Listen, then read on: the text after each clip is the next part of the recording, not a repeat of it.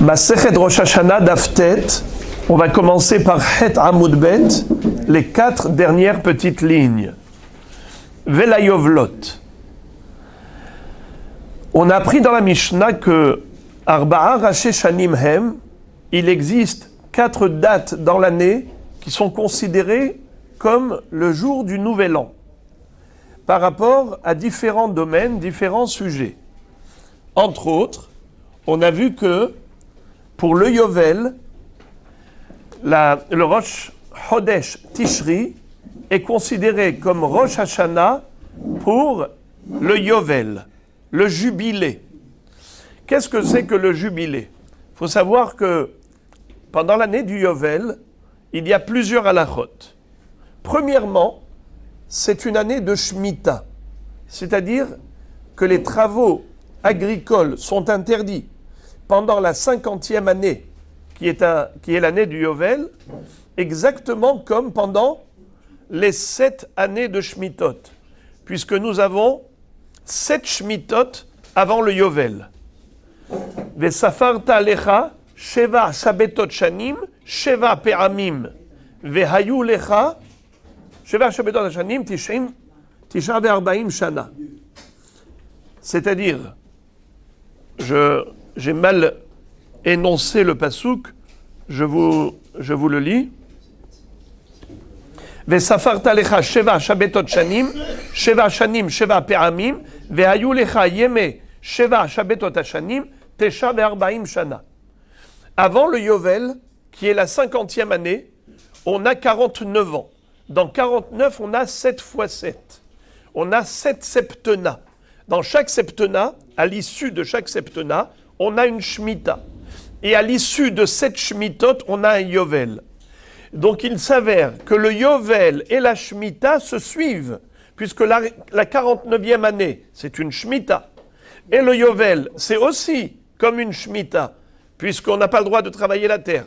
Donc déjà, ça nous fait 2 ans consécutifs d'interdiction de travailler la terre. C'est là où on voit le Nes du Ham Israël. On voit que le peuple juif n'est pas un peuple qui vit selon l'ordre naturel du monde. On est un peuple surnaturel.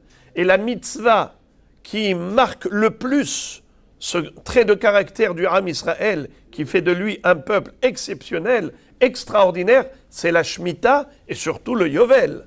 Comment, en laissant jachère la terre pendant 2 années consécutives, on va survivre? Ce n'est pas un problème. Akadosh Baruch Hu, c'est lui qui donne à manger. Il a nourri Ham Israël pendant 40 ans de la traversée du désert avec la manne céleste. Il nous dit, même avec la nourriture terrestre, je peux vous donner une bracha, va'achaltem lachmechem la sova. Vous mangerez peu, comme dit Rashi, ochel kim'a ou mitbarech bemerab. Il y a une bracha dans les entrailles. C'est pas un problème pour Akadosh Baruch Hu de nous faire vivre avec ce qu'il veut. En ma'atzor lachem leoshia berab ou bim'at. Comme dit le Siforno dans Parashat Behar, il dit que c'est la seule fois où dans la Torah on voit une question qui est posée. Vechi tomru manochal bashana hashevi'it hen lo nizra velo ne'esof et tevuatenu.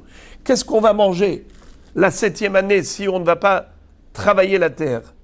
Alors que Baruch Hu répond, Vetsiviti et bichati, bashana shishit, ve'asat et advoa leshlosh hashanim. La bracha que j'enverrai pendant la 6e année vous permettra de vous suffire de cette production agricole de la 6e pour la 6e, la 7e et la 8e. Et quand on a le Yovel, pour 4 années. Le Seforno dit, quoi? C'est seulement celui qui pose la question qui a la réponse? Et celui qui ne pose pas de questions, celui qui fait la mitzvah de la Shemitah sans se poser de questions, il ne dit pas Manochal, Bashana Shvi'it. Alors quoi, lui, il n'aura pas de bracha? Faux. Il y a 2 sortes de brachot. Une bracha qualitative, une bracha quantitative. Il y a une bracha dans la quantité, il y a une bracha dans la qualité. Celui qui pose des questions, ça veut dire il veut voir la bracha. Alors on lui donnera une bracha en quantité. Il va devoir travailler 3 fois plus. Pour une production agricole de 3 ans en 1 an. Alors c'est des heures supplémentaires de travail, c'est des entrepôts multipliés par 3, mais c'est lui qui a posé la question. Eh bien, il a eu une réponse avec une épine dans le pied. Ça veut dire, il y a une bracha, mais une bracha qui entraîne beaucoup de travail. Celui qui ne pose pas de questions, avec le peu de la 6e année, avec une production agricole d'une année, ça va suffire pour 3 ans. Car la bracha, elle sera en qualité. Il n'y aura pas besoin d'heures sup. Il n'y aura pas besoin de plus d'entrepôts. Il n'y aura pas de souci de travailler x3. Non. Ça, c'est ce que nous dit le Siforno. Et tout cela se dégage de la mitzvah de la Shemitah et du Yovel. C'est pour cela que le Hatam Sofer va dire, à propos du Rashi dans le premier passouk de Parashat Behar, Medaber Hashem el Moshe Behar Sinai, il est mort. Pourquoi la mitzvah de Shemitah a été introduite avec le Har Sinai? Ma'inyan Shemitah etzel Har Sinai. Ve'alo kol ha-mitzvot ne'emru beSinai. Toutes les mitzvot ont été données sur le mont Sinaï. Pourquoi tu as attribué spécialement ce statut de Har Sinai à la mitzvah de la Shemitah? Et le Hatam Sofer de dire, on a reçu la Torah sur le mont Sinaï. La Torah, elle est divine. Elle est venue des cieux. Qu'est-ce qui le prouve que Torah mina Shamaim? C'est la Shemitah. Car toutes les mitzvot, elles sont de l'ordre de la nature. Mais où est-ce que tu vois le surnaturel? C'est dans la mitzvah de la Shemitah. Quel est l'homme, être humain, qui aurait pu, Hasve Shalom, inventer la Torah et dire, allez, faites la Shemitah, abandonnez la terre, 1 an, 2 ans. Qui est cet homme-là qui peut promettre la bracha? Seul HaKadosh Baruch Hu, le maître du monde. On ferme la parenthèse, mais c'était une introduction par rapport au sujet maintenant du Yovel. Alors, première halakha du Yovel, c'est qu'on doit laisser la terre en jachère. Secondo, c'est que pendant le Yovel, il faut rendre et restituer les biens immobiliers qui avaient été achetés au début du Yovel ou au milieu du Yovel, à l'année 50. À la 50e année, il faut rendre à l'ex-propriétaire le terrain, le bien immobilier vendu avant le Yovel. Troisième halakha, c'est qu'il faut libérer les esclaves hébreux. Un esclave hébreu, coûte que coûte, il sort au Yovel. Même celui qui avait été poinçonné, ce qu'on appelle Eved Nirtza, pas seulement un Eved Ivri, qui est dans les 6 années de son travail, Sheshanim Yaravod, ou Bashevirit Yetzel Ahov Shehinam. Si le Yovel arrive au milieu des 6 années de travail, il sort en liberté. Mais même celui qui a dit Ahavti et Adoni et Ishti vet banai lo etze chovshi, veigishu Adonav el adelet o el amezouza, veratzar Adonav et ozno bamartsear va'avado le'olam.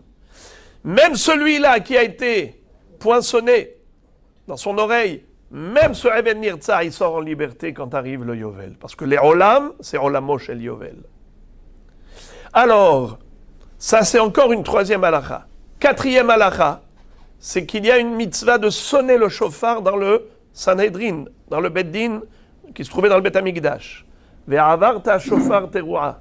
Ve'avartam shofar teruah bechol artsechem. Au moment où on sonne le shofar, c'était le moment où on sonne le shofar, c'était pendant Kippour. Et à ce moment-là, on libérait les esclaves hébreux, on rendait à leurs propriétaires leurs biens immobiliers. Vekidashtem et shenat hamishit. Et vous devez sanctifier la 50e année. Voilà donc les halachot en substance du Yovel. Alors maintenant, la Gemara nous dit Rosh Hashanah la Yovel, c'est quand? Behad Betishri, premier Tishri. La Gemara demande Yovlot Behad Betishri ou Yovlot Ba'asara Betishri ou Dirtiv Beyom HaKippurim Ta'aviru Shofar. C'est-à-dire, pourquoi tu dis que c'est à Rosh Hashanah que commence l'année du Yovel? Mais l'année du Yovel, en fait, elle est déclarée par la Tki'at Shofar. Et la Tki'at Shofar a lieu le jour de Kippour. Et de ce fait, ne me dis pas que c'est Rosh Hashanah qui est premier Tishri, c'est Kippour qui est le 10 Tishri. Non, on sonne le shofar en tant que mitzvah de shofar qui n'a rien à voir avec le Yovel. Chaque année, on sonne le shofar. Le Yovel, c'est à part la Tkiat Shofar de Rosh Hashanah que tout le monde doit sonner, même vous. Là, je parle de la Tkiat Shofar du Sanhedrin à Gadol. Personne ne sonnait le shofar à part le Sanhedrin. Je parle de cette Tkiat Shofar de Kippour. Là, on est en train de parler de la proclamation du Yovel qui se fait à Kippour, comme la Torah écrit Mefourash. Ve'avarta shofar teruah b'chodesh hashevi'i be'asor lachodesh be'yom haKippurim ta'aviru shofar. Entre parenthèses, pourquoi l'année du Yovel s'appelle Yovel? C'est quoi cette année jubilé? Jubilé, c'est juste le Yovel en français. Vous savez que le Yud en hébreu, c'est le J en français. Par exemple, Yehuda, c'est Judas. Yosef, Joseph. Le je en français, c'est le Yud en hébreu. Yovel, c'est jubilé, n'est-ce pas? Mais c'est quoi? D'où il sort ce mot-là? On jubile. Alors, c'est quoi ce jubilé? C'est en fait le Yovel. Le mot Yovel, c'est chauffard. Comme on retrouve à propos du Har Sinaï. Bimshoch hayovel hema ya'alu bahar.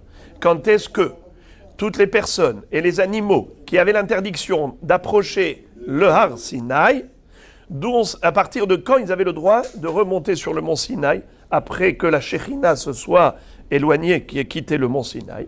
Bimshoch hayovel hema ya'alu bahar. Yovel, c'est le chauffard.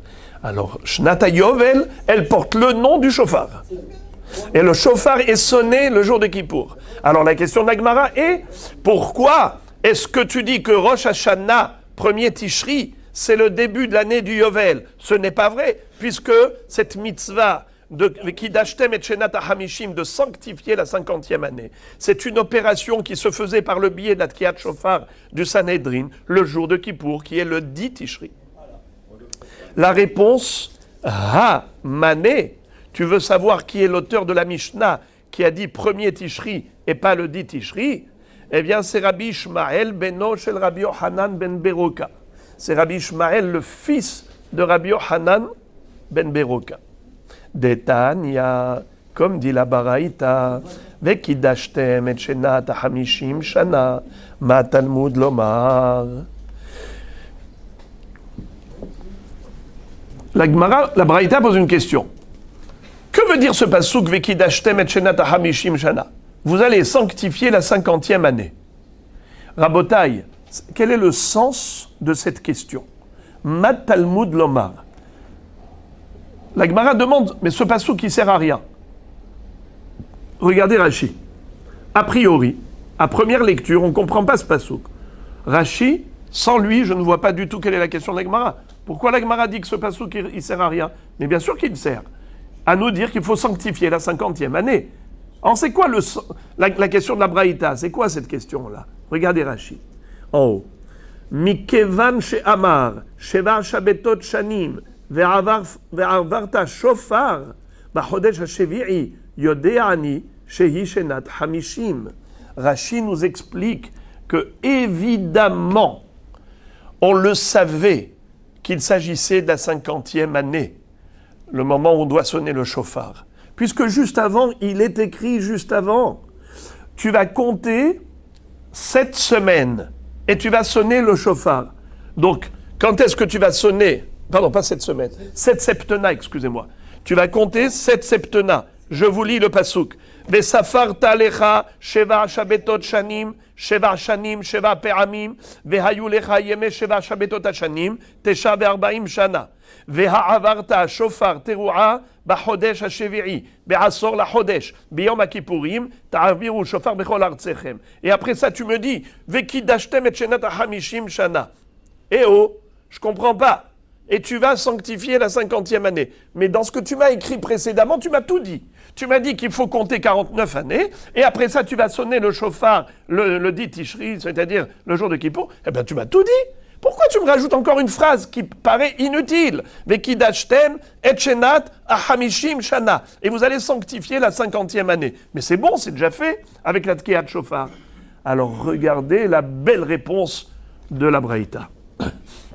Les filles chez Ne'emar, Beyom HaKippurim, Yachol Lotehe Mitkadeshet, Ela Miyom HaKippurim Va'ilach, Talmud Lomar, Vekidashtem et Shenat HaHamishim, Melamed Shemitkadeshet Ve'olechet Mitechilata. Alors, Rabbi, et celui qui va parler ici, on va le voir juste après, c'est Rabbi Ishmael ben Beroka.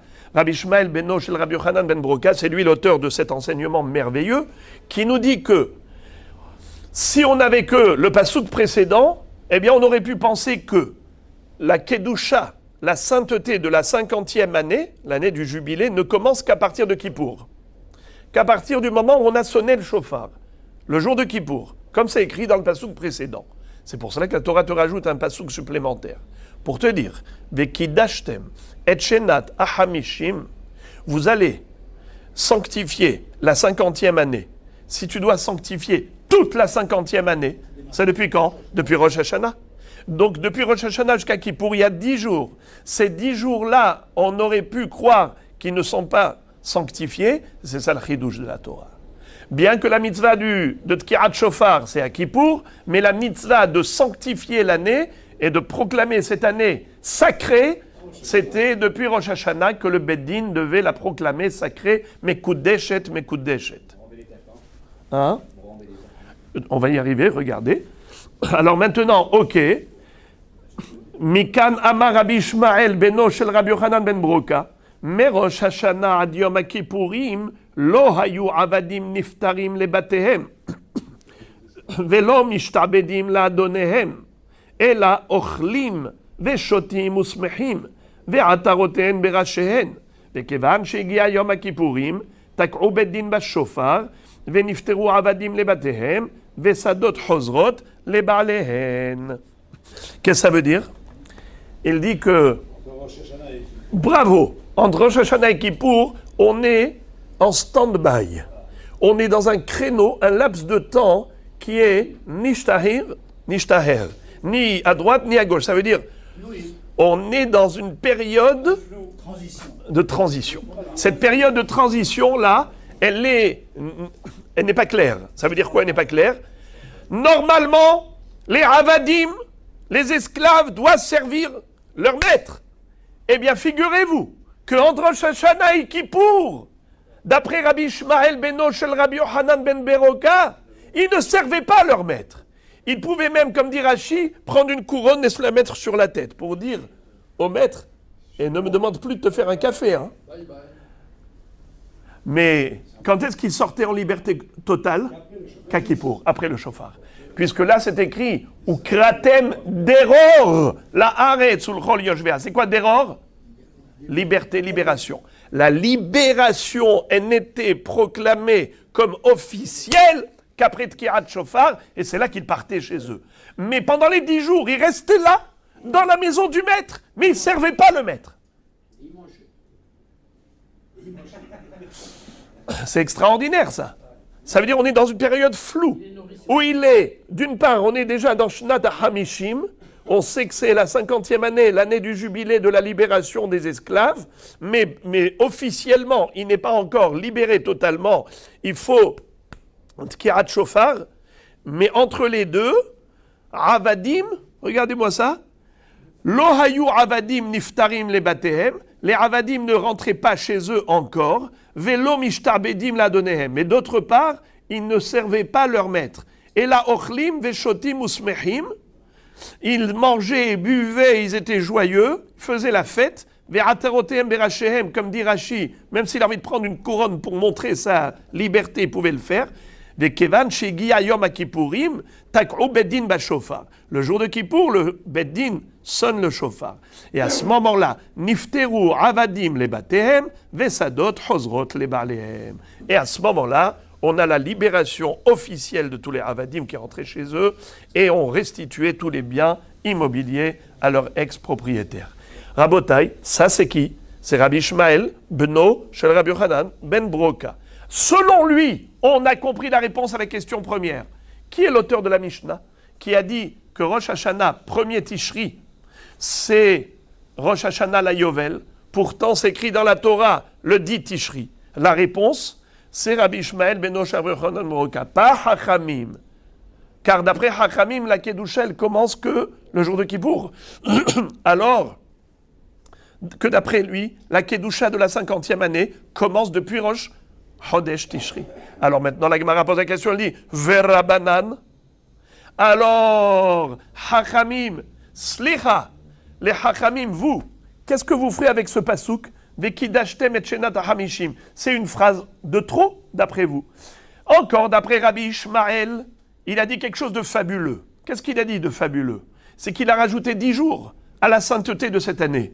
Il a dit il faut rajouter 10 jours encore. C'est pas depuis Kippour que la sainteté de cette année démarre. Ça démarre depuis Rosh Chodesh Tishri, depuis Rosh Hashanah. Alors on a 10 jours supplémentaires de Kedusha. Mais d'après vous, Hachamim qui disent que la Kedusha elle commence depuis Kippour, alors à quoi il sert ce pasouk? Vekidashtem et Shnat HaMishim, mais ça on l'a déjà compris des psukim précédents. Réponse. Verabanan, Shanim ata mekadesh, vei ata mekadesh hodashim. Eux, ils déduisent de ce pasouk que la mitzvah qu'a le Sanhedrin de sanctifier la 50e année, cette proclamation n'a lieu d'être que par rapport à la 50e année, mais pas par rapport au Rosh Chodesh. Vous savez que dans le Daf Kaf Dalet de Maseret Rosh Hashanah, nous allons étudier Be'ezrat Hashem la notion de Kiddush HaChodesh. Kiddush HaChodesh, la sanctification du Rosh Chodesh. Comment on faisait? Il y avait 2 témoins qui avaient aperçu la lune réapparaître, la renaissance de la lune, Molad Alevana. Quand ils venaient raconter qu'ils ont vu la néoménie, le Beddin allait mener l'enquête. Une fois qu'il s'avère que c'est vrai, ils ont vu pendant la nuit cette lune renaître. Alors le Beddin, qu'est-ce qu'il devait dire? Mekudash, Mekudash, Kiddush HaChodesh. D'ailleurs, on va voir qu'on l'apprend du pasouk et les Moadé Hashem Asher Tikreu Otam, Mikra et Kodesh. Mikra et Kodesh, pardon. Mikra et Kodesh, Asher Tikreu Otam et Moadam. Mikra et Kodesh au pluriel. C'est pas écrit Mikra et Kodesh. Mikra et au pluriel. Shne Mikraim. Mekudash, Mekudash. Mikra Kodesh. Dis que c'est Mekudash. Mais on va voir 3 chitotes. On va voir une chita qui va dire la mitzvah de Kiddush HaChodesh, elle a lieu toujours. Ben Shenir Abizmano, Ben Shelonir Abizmano. Que le Rosh Chodesh soit le 30e jour du mois précédent ou le 31e jour du mois précédent, c'est le Rosh Chodesh suivant, eh bien, en effet, ça doit toujours avoir lieu. Toujours, il faut dire Mekudash, Mekudash. Qui est-ce qui disait Mekudash, Mekudash? Le Sanhedrin, dans le Beth Amikdash. Une autre chita qui dit jamais. On ne dit jamais Mekudash, Mekudash. Jamais. Ni Bismano, ni Shelo Bismano. Ni le 30e jour, ni le 31e jour. Et il y a Rabbi Elazar Bar Tzadok, qui est la chita intermédiaire. Lui dit, quand c'est Bismano, alors on dit Mekudash, Mekudash. C'est-à-dire le 30e jour, oui, il faut dire Kiddush HaChodesh. Mais si on est déjà dans le 31e jour, il n'y a pas eu de témoins qui sont venus nous raconter qu'ils ont vu, qu'ils ont aperçu la lune, eh bien, dans ce cas-là, c'est même pas la peine de le dire, ça va de soi. Comme ça, il va dire, Shekvar Kiddeshuhu Shamaim. Kiddeshuhu Shamaim. On l'a, du ciel, il a déjà essayé de sanctifier, inutile de le dire, il va sans dire. Vous connaissez le chant de l'Echvod Akadosh Ribi, de Rabbi Yaakov Abersera. Ouais, c'est un très joli chant. Shekvar, comment il dit? Kiddeshuhu Shamaim, Rabbanan Bechol Atra, Kiddeshuhu Shamaim. D'où ils ont pris ce terme? Eh bien, exactement d'ici. Eh bien, ici, Hachamim pense comme qui? Comme Rabbi Elazar, Barbi Shimon, dans Daf Kaf Dalet, qui dit qu'on ne dit jamais Mekudash, Mekudash. Inutile. Il suffit pour le Bedin juste de vérifier. C'est quand Rosh Chodesh? Est-ce que c'est le 30e jour du mois précédent ou le 31e jour du mois précédent? Il faut juste vérifier. Mais inutile de proclamer. La proclamation n'est pas nécessaire. Donc, en effet, les Hachamim, c'est comme ça qu'ils ont interprété le Pasuk. C'est pour dire que Vekidashtem et Shenat HaChamishim, c'est pas que depuis Rosh Hashanah, il faut sanctifier l'année. Elle est sanctifiée qu'à partir de Kippour, d'après eux. Pas comme Rabbi Ishmael ben Osher Rabbi Yochanan ben Broka. Alors pourquoi la Torah écrit Vekidashtem et Shenat HaChamishim Shana? C'est pour exclure Rosh Chodesh. Car ici, le Man de Hamar, comme nous dit Rashi, c'est Rabbi Elazar Barbi Shimon. Comme ça dit Rashi, regardez. Ve'i ata mekadesh shum chodesh. Qui Rabbi Elazar Barbi Shimon, de Hamar le Kaman, ben shenir abizmano, ben shelonir abizmano, en mekadeshinoto. C'est-à-dire que pour Rabbi Elazar, fils de Rabbi Shimon, il n'y a aucune mitzvah pour le Beddin de sanctifier le Rosh Chodesh. Il suffit de vérifier, c'est quand Rosh Chodesh. Mais inutile de dire Mekudash, Mekudash. D'où je l'apprends? du fait que la Torah t'a dit qu'il faut dire Mekudash pour l'année du Yovel. De là, tu comprends que c'est uniquement Shenat HaMishim Vekidashtem. Le Vekidashtem, c'est que pour Shenat HaMishim, pas pour Rosh Chodesh. Donc ce passouk, il a été écrit pour l'exclusion, pas pour l'inclusion.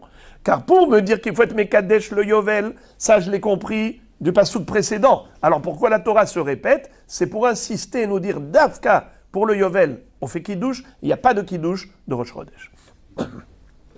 Encore une baraïta à ce propos.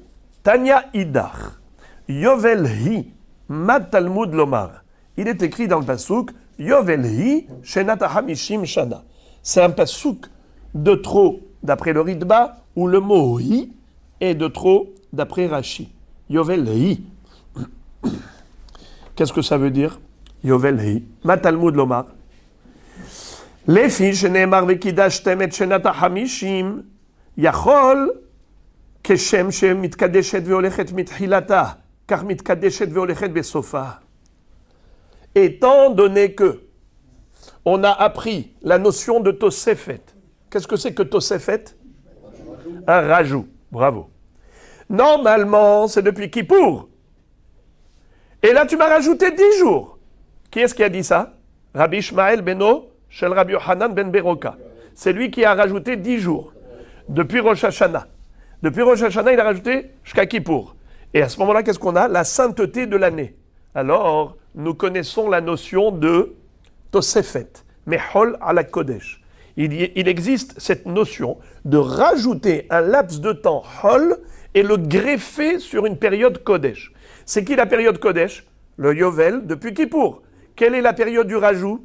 Les 10 jours depuis Rosh Hashanah jusqu'à Kippour. Alors maintenant, tu aurais pu croire que de la même façon qu'on doit rajouter de la Kedusha au début de l'année du Yovel, ainsi il faut rajouter de la Kedusha à la fin de l'année du Yovel. Et c'est quoi rajouter de la Kedusha à la fin de l'année du Yovel? C'est quand? Bravo! Depuis Rosh Hashanah de la 51e année jusqu'à Kippour de la 51e année, on aurait pu croire que de la même façon que tu as rajouté 10 jours avant, il faut rajouter 10 jours après. Ve'al titma, et ne t'étonne pas, la Braïta te dit, et ne t'étonne pas de cette éventuelle possibilité. Pourquoi? Sharem osifin mehol ala kodesh, car nous savons que le Shabbat, on doit rajouter quelques minutes avant Shabbat et quelques minutes après Shabbat, Motzai Shabbat, pour faire la mitzvah de Tosefet. Alors, là aussi, tu aurais pu croire que pareil, Talmud lomar yovel hi shenat hamishim. Shenat hamishim ata mekadesh. Vehi ata mekadesh shenat hamishim ve'ahat. Tu ne peux sanctifier que la 50e année. Tu ne peux pas sanctifier la 51e année. Donc les 10 premiers jours de la 51e année ne sont pas Tosefet. C'est pour ça qu'il y a écrit Hi. Juste, la 50e année, d'après Rabbi Ishmael ben Beroka, qu'est-ce qu'on a fait? On a rajouté 10 jours au début de l'année, mais on ne rajoute pas encore 10 jours à la fin de l'année. C'est ça ce qu'il veut dire. Et d'où je l'apprends? Du mot Hi, car le Hi, c'est une exclusion. Davka shenat hamishim, et pas hamishim ve'ahat. Alors maintenant, la question de la Gemara, c'est, ok, d'après Rabbi Ishmael ben Beroka, c'est clair, c'est limpide comme l'eau de roche. Pourquoi? Parce qu'en effet, on aurait pu croire qu'il faille rajouter après, comme on a rajouté avant. Mais d'après Hachamim qui ne rajoute pas avant, donc évidemment on ne va pas rajouter après. Alors pourquoi la Torah écrit le mot hi? Yovel hi, tiyelachem. C'est pour nous dire Yovel hi shenat hamishim, shenat hamishim atamone, ve'i atamone shenat hamishim, ve'ahat le'apuke mide Rabbi Yehuda, de'amar shenat hamishim, ola lekan ulkan, kamash ma'lan delo. Qu'est-ce que ça veut dire? Rabbi Yehuda et Hachamim sont en mahloket, une mahloket qui est terrible. Mamash nora ve'ayom. Comment est-ce qu'on calcule les années du jubilé? Les 50 années. On a dit, la 50e année, c'est Yovel. Très bien. Après, on commence à compter encore le nouveau cycle du Yovel. C'est encore 50 ans, n'est-ce pas? Rabotaï, la 50e année, qu'est-ce qu'elle est? Elle est juste 50e année ou bien elle remplit aussi le rôle de première année du nouveau cycle par rapport au prochain Yovel. Est-ce que le Yovel, l'année du Yovel, est-ce qu'elle n'est que l'aboutissement des 49 années précédentes? Et donc on va commencer à compter un an après la 50e année, 1, 2, 3, 4, 5, jusqu'à 50, et c'est comme ça qu'on fait tous les 50 ans. 1, 2, 3 jusqu'à 50, ou bien non. La 50e année, c'est le parachèvement du cycle précédent, mais en même temps, c'est la première année du cycle suivant.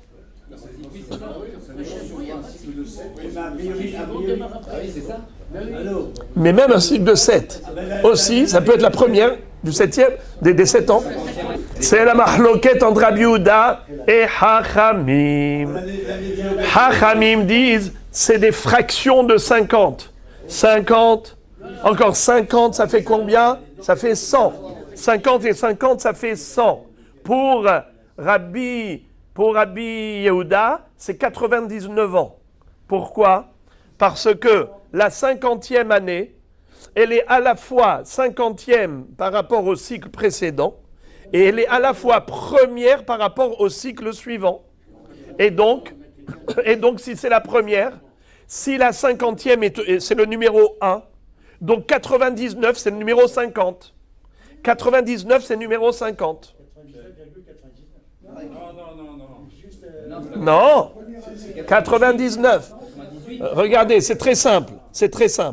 Si, d'après Chachamim, c'est des fractions de 50, c'est facile. 50 et 50, ça fait combien? 100. La 100e année, qu'est-ce qu'elle est? Yovel. Parce que c'est la 50e du deuxième cycle. Si je commence à compter un an avant les 50 ans, les 50 ans d'après, je commence déjà un an avant. Pas 51e qui est la première. La 50e, c'est la première. Alors, 99 ans. À 99 ans, j'aurai un deuxième Yovel.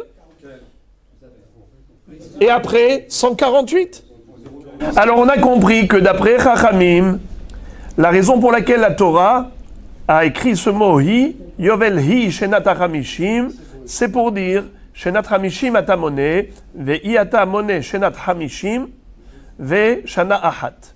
Le apuke medrabuda de amar shenat hamishim, ola lekan ulkan, kamash malan delo. C'est pour cela que la Torah a précisé, selon eux, le Yovel hi, pour dire attention. L'année du Yovel n'a qu'une seule fonction, c'est d'être Yovel. Mais en aucun cas, tu ne dois compter cette année comme étant la première du cycle suivant. Contrairement à Rabbi Yehuda, qui lui compte l'année du Yovel comme étant non seulement la 50e du cycle précédent, mais la première du cycle suivant. C'est pour cela que la Torah, d'après eux, a été écrite Yovel hi, pour justement ne pas tomber dans cette erreur.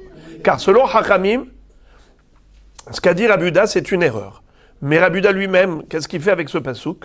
Yovel hi shenat hamishim. Eh bien, il pense comme Rabbi Ishmael, ben Rabbi Yochanan ben Broka, qui a dit que quoi?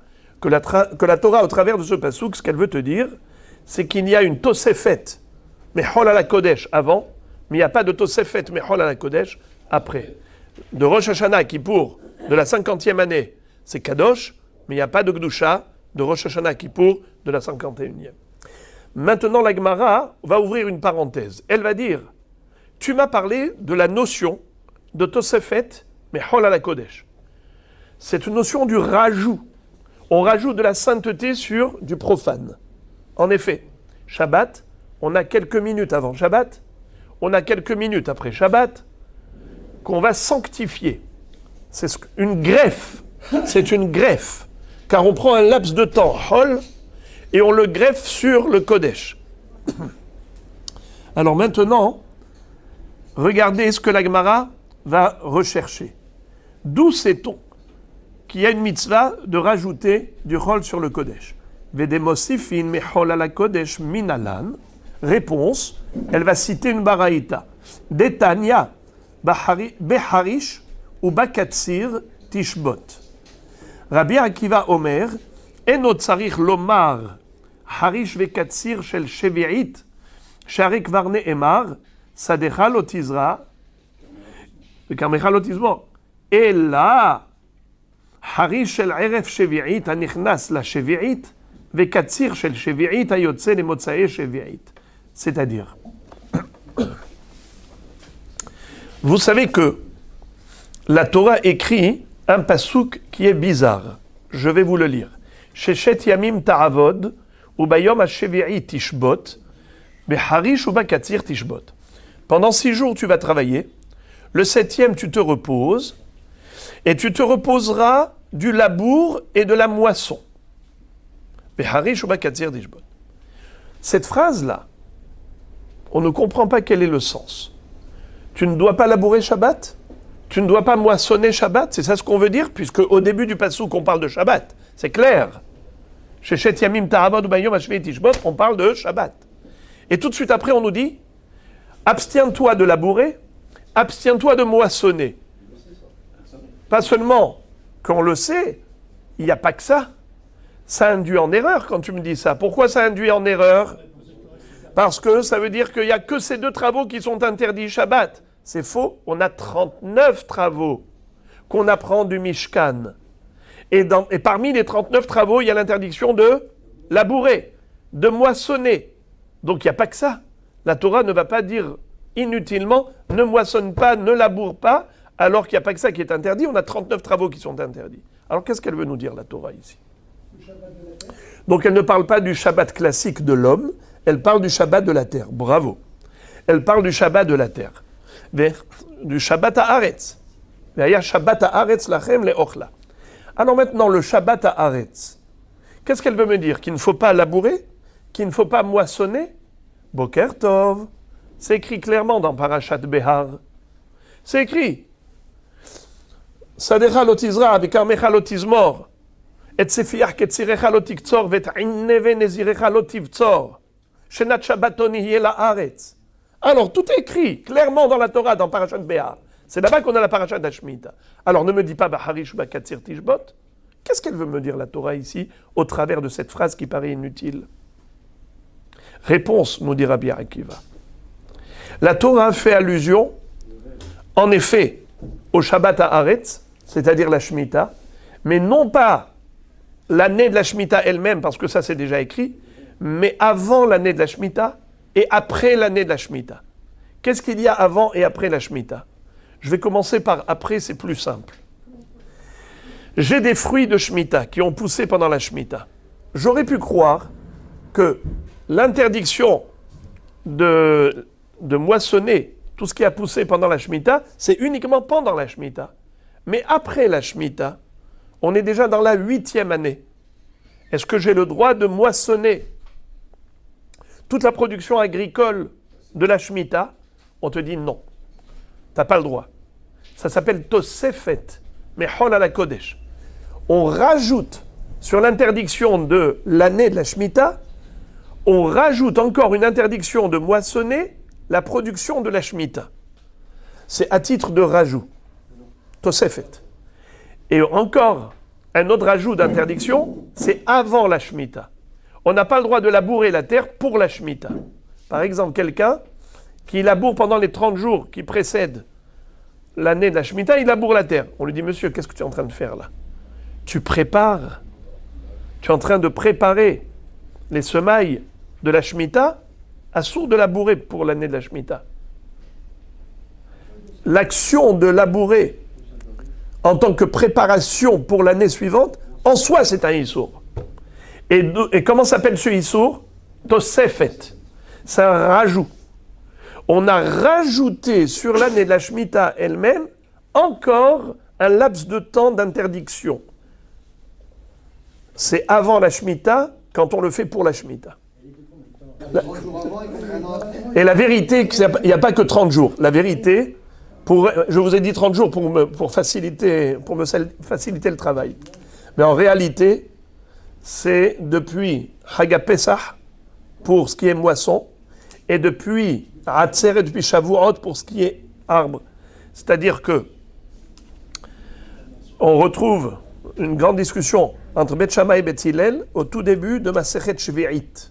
Les Mishnayot de Shvi'it, c'est là-bas où on retrouve cette notion-là, qui est d'interdire le labour pendant la 6e année, dès le moment où il ne profite plus à la 6e année. Tant que le labour de la 6e année profite à la production agricole de la 6e année, alors ça s'appelle que je laboure pour la 6e année. Alors ça, c'est permis. Mais à partir du moment où on est après la récolte de la 6e année, ou bien, même si par exemple les arbres ils sont encore là, mais les fruits, ça ne leur ajoute rien que je laboure autour des arbres, eh bien dans ce cas-là, pourquoi tu le fais? Tu le fais en tant que préparation pour la 7e année, pour la Shemitah. Ça c'est assourd même pendant la 6e année. Hein? Non, à partir, je parle du labour. Du labour. Oui. Ça n'a pas le même jusqu'à Ticherie. Hein? De Pessah jusqu'à Ticherie, ça fait 6 mois. 6 mois. 6 mois. Ça veut dire qu'une fois que j'ai moissonné, les céréales, dès que j'ai moissonné les céréales, maintenant pourquoi la 6e année, pourquoi je vais labourer? Pourquoi je vais labourer? C'est un labour qui est fait que pour l'année suivante. It's not good. Mais alors, disons qu'on a labouré quand même, et ça a poussé, mais on ne mange pas les fruits. Justement, c'est ça. Que ça pousse ou que ça ne pousse pas, à vrai dire, Non, je parle de la 6e année. La 6e année, j'ai les fruits de la 6e année, je les ai récoltés. Maintenant, je laboure. À quoi ça sert? Et ça a poussé jusqu'à la... Non, il n'y a plus rien qui pousse après. On est déjà dans l'été. Il faut le savoir que les pluies tombent en hiver.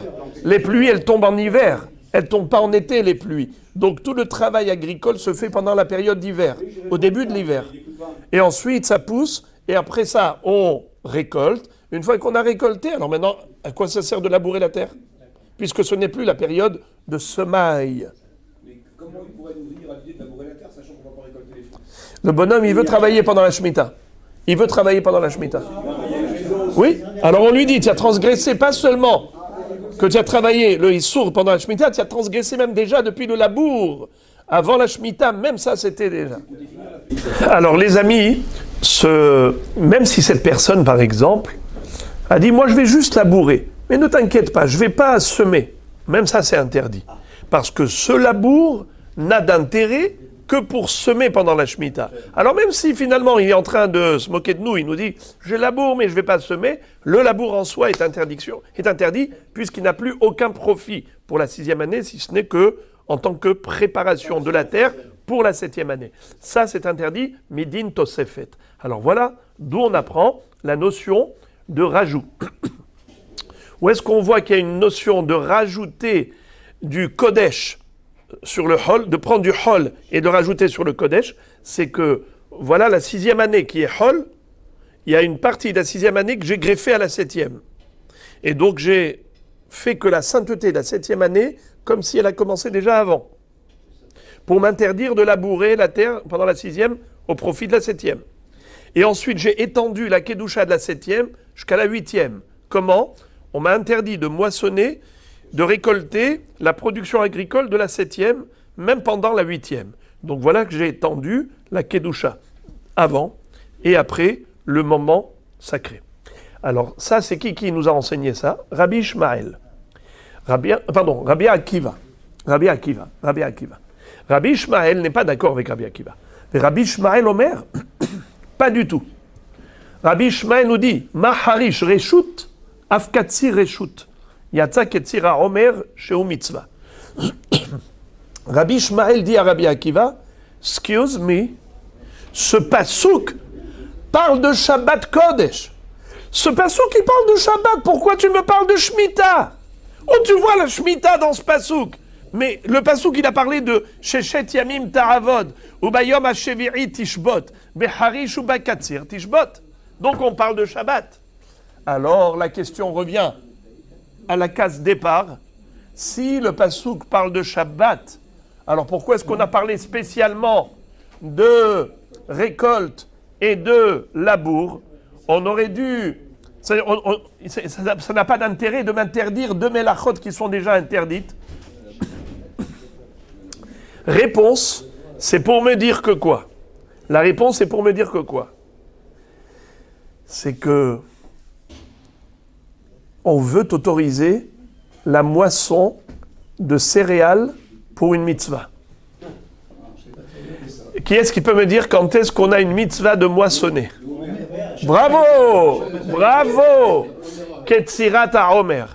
Le Homer, c'est de l'orge de la nouvelle récolte de céréales qu'il fallait moissonner pendant la nuit de Chol HaMoed. Chol HaMoed de Pessah. Bravo. La première nuit de Chol HaMoed Pessah, c'est le 16 Nissan, le 15 au soir. À ce moment-là, c'est un jour de Chol HaMoed. Quel est le din si c'est Shabbat? Quel est le din si à ce moment-là c'est en même temps Shabbat? Est-ce qu'on a le droit, pendant cette première nuit de Chol HaMoed qui tombe Shabbat, est-ce que j'ai le droit de moissonner des céréales, de l'orge pour la mitzvah du Minchat HaOmer que je vais sacrifier le lendemain matin dans le Beth Amikdash? C'est pas autorisé, c'est une mitzvah. Si c'est autorisé, ça Oui, mais ça, c'est à l'extérieur du Beth Amikdash, la moisson. Rabbi Ishmael nous dit, on a le droit de moissonner pendant Shabbat les céréales nécessaires pour le sacrifice du lendemain matin dans le Beth Amikdash, le Homer. Pourquoi? D'où je l'apprends? Parce que il est écrit comme ça. Beharish ou Bakatsir Tishbot. Repose-toi, c'est-à-dire abstiens-toi de labourer, abstiens-toi de moissonner. Il dit comme ça. Maharish Reshut. Afkatsir Reshut. Yatsa Ketzir HaOmer Shehu Mitzvah. Quand la Torah te dit Shabbat, tu n'as pas le droit de faire des travaux. Parmi les 39 travaux, on a interdiction de labourer, interdiction de moissonner. Mais tu veux savoir quelle est la moisson qu'on t'a interdit? C'est uniquement une moisson profane, reshut, facultative. Mais une moisson qui est pour la mitzvah, tu as le droit, Shabbat, de le faire. D'où je le sais? Puisqu'on a juxtaposé l'action de moissonner à l'action de labourer. Beharish ou bakatsir. Est-ce qu'il existe une ketzira de mitzvah? Oui, ça existe. Ketzirat HaOmer pour le Minchat HaOmer. Est-ce qu'il existe une harisha de mitzvah, un labour de mitzvah? Est-ce que ça existe? Non, il n'y a pas. Car même pour le Homer, tu n'es pas obligé de labourer. Pourquoi? Tu as une mitzvah d'apporter le Homer, mais pas obligé que ce soit avec un labour de mitzvah. Tu n'as pas besoin de labourer spécialement pour le Homer. Même si tu as trouvé des céréales qui étaient profanes, tu les prends, tu les récoltes, tu les moissonnes, et tu vas faire avec ça la mitzvah du sacrifice du Homer. Imatza harush horesh. Mais, imatza katsur, s'il a trouvé déjà katsur, non, kotzer. La ketzira, c'est une mitzvah. Parce qu'il faut être kotzer pour la mitzvah. Ou ktsartem et ketzira.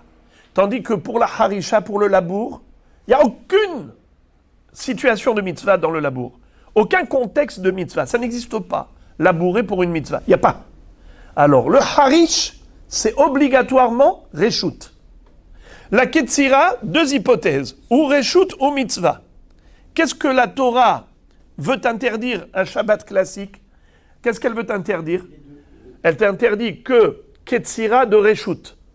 Puisque là, juxtaposer les deux, harish et katsir, ma harish reshut, af katsir reshut. Quand la Torah t'interdit le katsir, c'est un katsir qui ressemble au harish.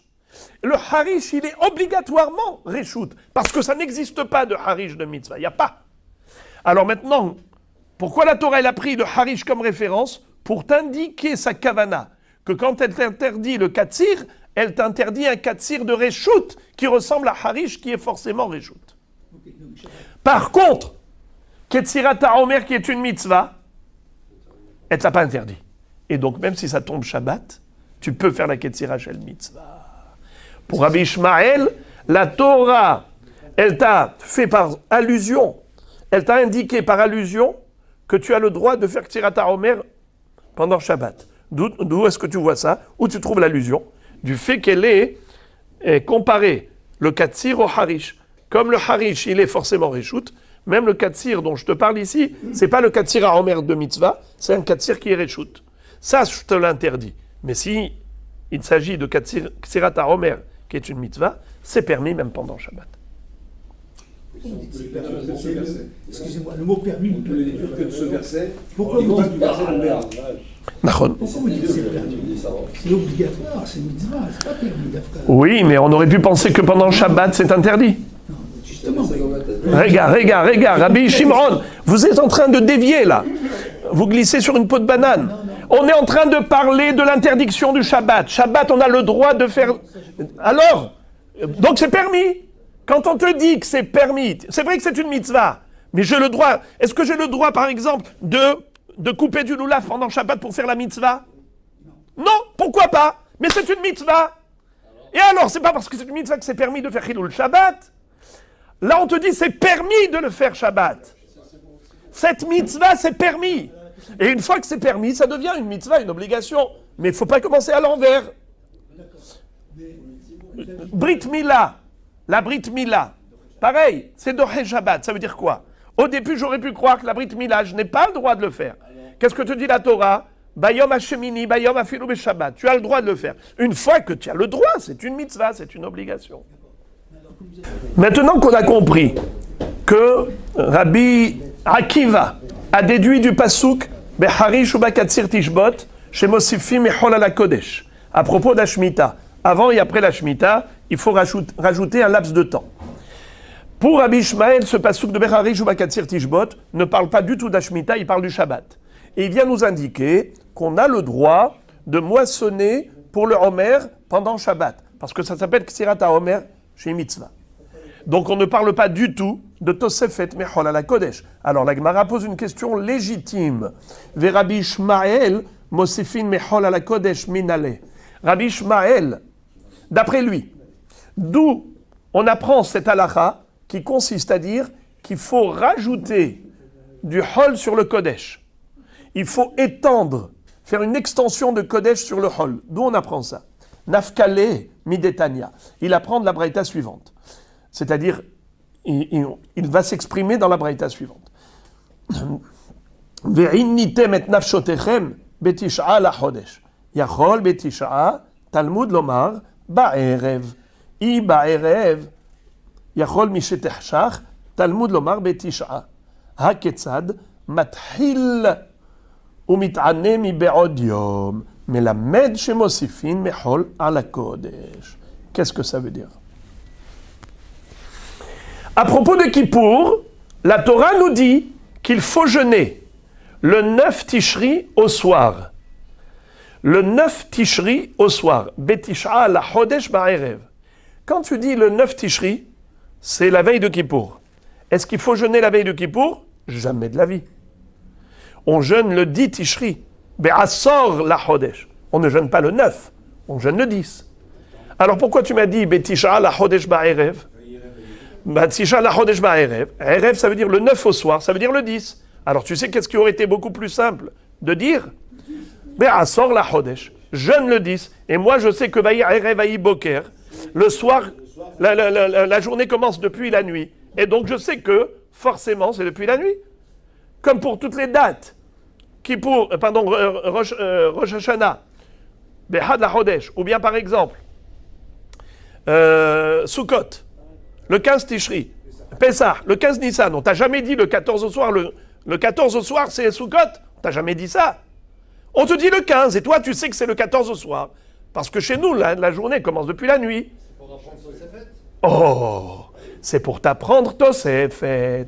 C'est pour te dire, Betisha, la Chodesh ba'erev.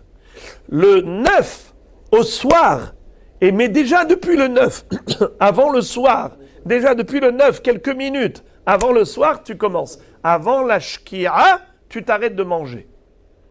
Avant la shkia, tu t'arrêtes de travailler. Quelques minutes avant, ça s'appelle Tosefet. Ok, ça j'ai compris qu'il faut rajouter quelques minutes avant Kippour, mais d'où sais-je qu'il faut rajouter quelques minutes après Kippour? En liela biknisato biitziato minayin. D'où sais-je qu'il faut rajouter aussi à la Yetzia de Kippour quelques minutes? Talmud lomar me'erev ad erev. Qu'est-ce que ça veut dire me'erev ad erev? Il est écrit Ve'initem et nafshotechem betish'a lachodesh ba'erev. Me'erev ad erev tishbetu shabbatechem. Me'erev ad erev, c'est comparer le erev d'après au erev d'avant. De la même façon que le erev d'avant, Kippour, on a dû rajouter quelques minutes avant, ainsi le erev d'après, tu dois rajouter quelques minutes après. Après Kippour, tu ne vas pas manger immédiatement à la sortie des étoiles, attends quelques minutes encore. Enli ela biyom haKippurim shabbatot minayin Talmud lomar tishbetu. Ok, tu m'as convaincu pour ce qui en est de Kippour qu'il faut être mosif mechol à la Kodesh. Mais d'où sais-je que également pour Shabbat, il faut rajouter quelques minutes avant et après Shabbat. On apprend du passouk tishbetu, reposez-vous. Parce que le passouk ici est un peu farfelu. Tu me dis, ve'initem et nafshotechem betisha lachodesh ba'arev, me'erev ad erev, tishbetu shabbatechem. C'est pas la peine de me dire tishbetu shabbatechem. On parlait de cela. On parlait justement de Kippour. L'interdiction de travailler, l'interdiction de manger. Alors ne me répète pas encore une fois tishbetu shabbatechem. C'est pour rajouter le Shabbat et pour rajouter Yom Tov. Tishbetu, ça fait allusion à Shabbat. Et Shabbatechem fait allusion à Yom Tov, qui est aussi comme un Shabbat, où on n'a pas le droit de travailler. Pour dire que la mitzvah de Tosefet Mechol à la Kodesh, la mitzvah de rajouter du Hol sur le Kodesh, c'est pas seulement un Kippour, c'est même Shabbat. Et pas seulement Shabbat, même Yom Tov. Voilà.